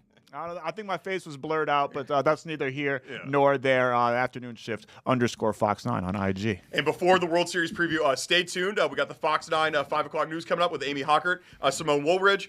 That's coming up right after Max and I, and we'll be back tomorrow. We'll be back tomorrow, 23 hours from now. Do with it what you will. Just meet us back here, same time, same place. I remain maxx-fuller.